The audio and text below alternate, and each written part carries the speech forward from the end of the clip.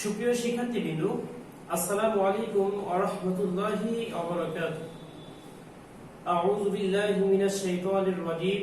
বিসমিল্লাহির রহমানির রহিম।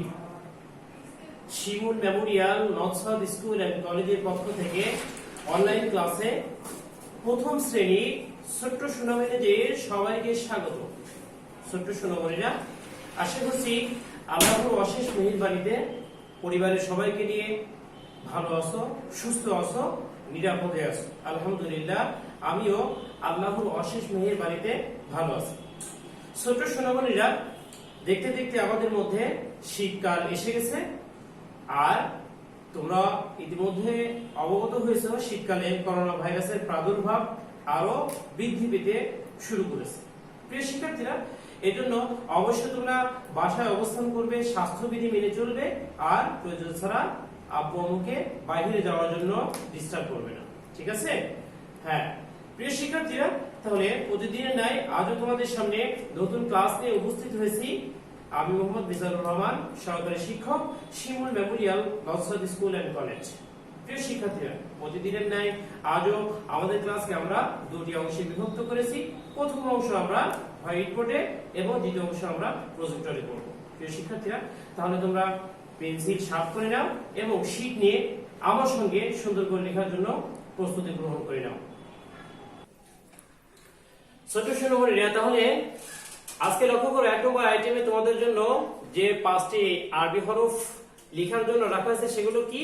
কফ থেকে নুন পর্যন্ত আরবি হরফগুলো লিখি। তার মানে কফ থেকে নুন পর্যন্ত আমরা আরবি হরফগুলো সিরিয়াল অনুযায়ী লিখব। তাহলে আমরা একবার পড়ে নিই। কফ, কাফ, লাম, মিম, নুন। ছোট সোনামণিরা, তোমরা অবশ্যই পেন্সিল শার্প করে লেখার জন্য বসে আছো। তাহলে এখন আমরা লেখা শুরু করি। শুরুতে আমরা যে আরবি হরফটা লিখবো সেই আরবি হরফ হলো কফ। তাহলে কফটি লিখি।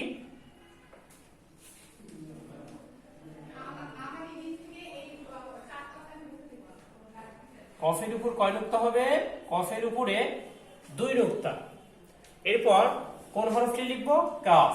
কাফ লেখা খুবই সহজ। দেখো, আগে একটি আলিফ লিখলাম, আলিফ লেখার পর এখান থেকে নিয়ে লামের মতো করে দিলাম, আর শেষে ছোট্ট একটি কি এস এর মতো করে লিখলাম।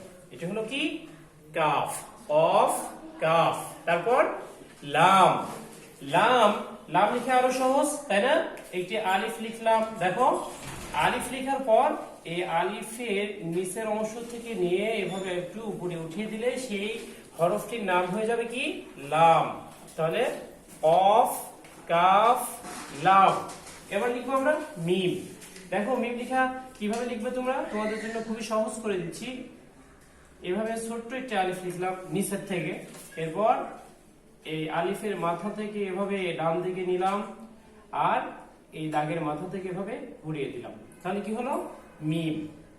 যদি আমরা একসঙ্গে লিখি, একসঙ্গে একবারে লিখলে সমস্যা নেই, খুবই সহজ, তোমাদেরকে দেখিয়ে দিলাম। এবার একসঙ্গে লিখি। দেখো, এই যে এইভাবে নিয়ে যদি তোমরা এভাবে লিখে দাও তাহলে কি মিম হয়ে যাবে। তাহলে মিম। এরপর সর্বশেষ কি কোন হরফটি লিখবো? নুন। নুনের পেটে কয় নুক্তা? 1 নুক্তা। তাহলে হরফগুলো আরেকবার আমরা পড়ে নিই। অফ, কাফ, লাম, মিম, নুন।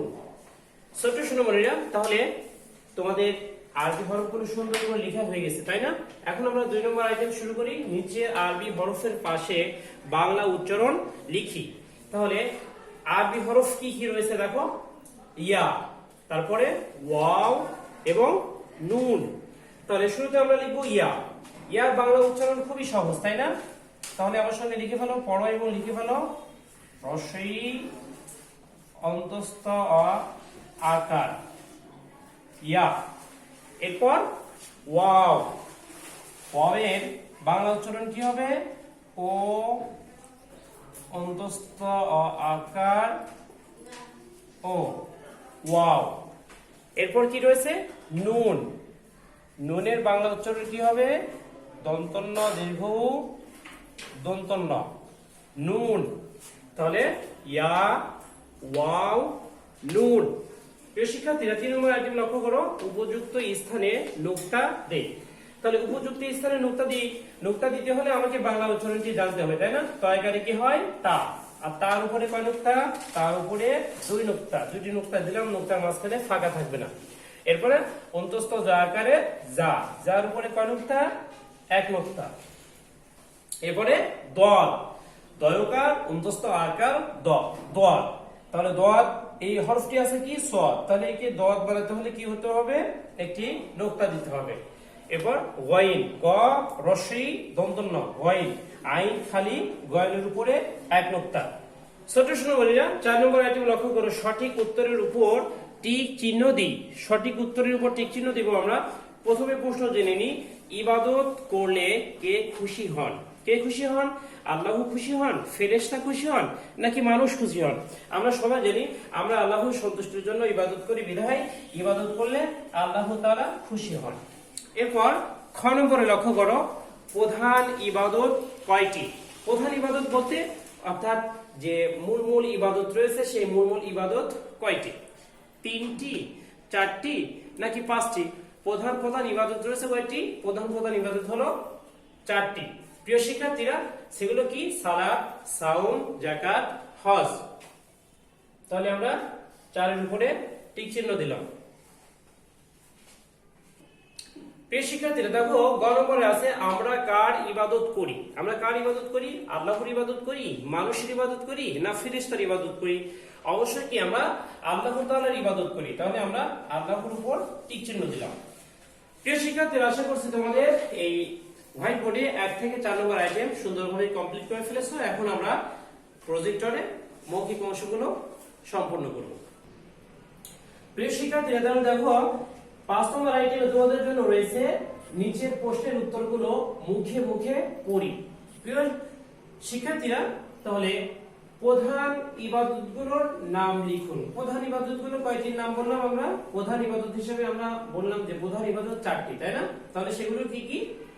সালাত, যাকাত, সাওম ও হজ। প্রিয় শিক্ষার্থীরা, তাহলে ইসলামের যে 5টি ভিত্তি আছে তার মধ্যে ঈমান ছাড়া বাকি 4টি কি প্রধান ইবাদত হিসেবে কি গণ্য হয়েছে। তাহলে প্রধান ইবাদতগুলোর নাম আমরা আরেকবার বলি, সালাত, যাকাত, সাওম ও হজ। খুবই সহজ, তাই না? আমাদের মুখস্থ হয়ে গেছে। খ নম্বর, আমরা কার ইবাদত করি? আমরা কার ইবাদত করি? আমরা একমাত্র একক যে সত্তা, সেই মহান আল্লাহ তাআলার ইবাদত করি। আমরা আল্লাহর ইবাদত করি। আমরা কার ইবাদত করি? আমরা আল্লাহর ইবাদত করি। গ নম্বর, আল্লাহ মানুষ সৃষ্টি করেছেন কেন? প্রিয় শিক্ষার্থীরা, আল্লাহ তাআলা মানুষ সৃষ্টি করেছেন তার ইবাদতের জন্য। কার জন্য? আল্লাহ তাআলা তার ইবাদতের জন্য, অর্থাৎ আল্লাহ মানুষ সৃষ্টি করেছেন তার ইবাদতের জন্য। প্রিয় শিক্ষার্থীরা, প্রশ্নগুলো খুবই সহজ, অসংখ্যবার আমরা ইতিপূর্বে মুখস্থ করেছি। তো এরপরে যে আমরা মৌখিক অংশে চলে যাচ্ছি। মৌখিক অংশে আজকে আমাদের জন্য রয়েছে কি? একটি দোয়া। এই দোয়াটি আমরা সুন্দর করে কি মুখস্থ করব, উচ্চারণ করব। দোয়াটি আমরা শুরু করি, আউযু বিল্লাহি মিনাশ শাইতানির রাজীম, বিসমিল্লাহির রাহমানির রাহিম,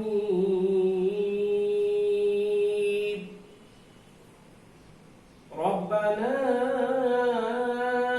আতিনা ফিদ দুনিয়া হাসানাহ ওয়া ফিল আখিরাতি হাসানাহ ওয়াকিনা আযাবান নার।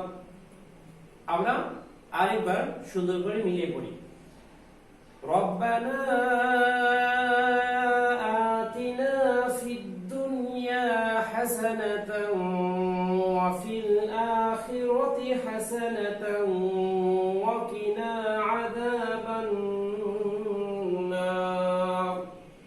প্রিয় শিক্ষার্থীরা, এখানে সুন্দরভাবে বাংলা উচ্চারণও দেওয়া আছে, তোমরা বাংলা উচ্চারণ দেখেও কি পড়তে পারবে। ছোট্ট সোনামণিরা, তাহলে আজকের মতো ক্লাস এখানে শেষ করছি। আগামী দিন আজকের ক্লাসের উপর তোমাদের রিভিশন ফিডব্যাক হবে। অবশ্যই তোমরা বাসায় সুন্দরভাবে রিভিশন ফিডব্যাকের শীটটি কমপ্লিট করবে। আর সকলে সুস্বাস্থ্য এবং দীর্ঘায়ু কামনা করে আজকের মতো এখানেই বিদায় নিচ্ছি। ওয়া আখিরু দাওয়ানা আলহামদুলিল্লাহি রাব্বিল আলামিন। আসসালামু আলাইকুম ওয়া রাহমাতুল্লাহি ওয়া বারাকাতুহু।